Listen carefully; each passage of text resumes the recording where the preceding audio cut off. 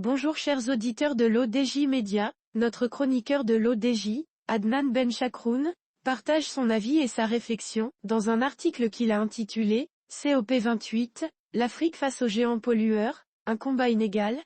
qu'on écoutera ensemble dans ce podcast. Notre ingénieur débute son article de la manière suivante.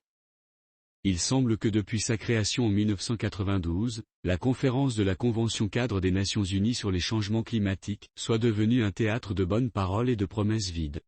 Prenez par exemple l'engagement pris il y a 8 ans à Paris, où les pays développés promettaient de verser 100 milliards par an aux pays du Sud, pour les aider dans leur transition et adaptation climatique. Nous voici en 2023, et cette promesse semble n'avoir été qu'un mirage.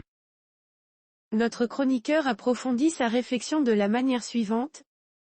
Pendant ce temps, les grands pollueurs historiques, la Chine, les États-Unis et l'Europe, exercent une pression croissante sur l'Afrique pour qu'elle contribue à la réduction du réchauffement planétaire.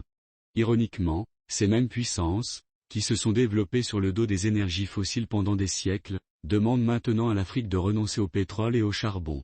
Mais regardons les choses en face, l'Afrique, qui subit de plein fouet les conséquences du dérèglement climatique, n'a tout simplement pas les moyens de suivre ces directives.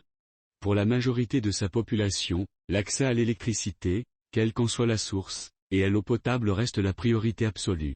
L'idée que l'industrie automobile doive produire uniquement des véhicules électriques d'ici 2030 est presque risible aux yeux de nombreux Africains.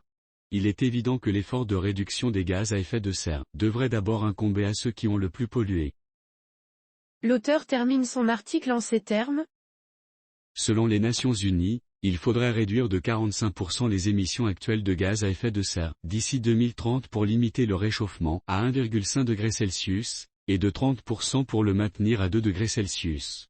Cependant, tous les rapports d'experts s'accordent à dire que nous sommes loin d'être sur la bonne voie pour respecter les accords de Paris.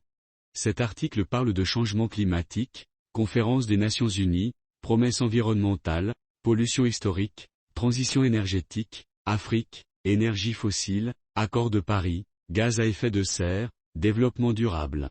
Rédigé par Adnan Benchakroun.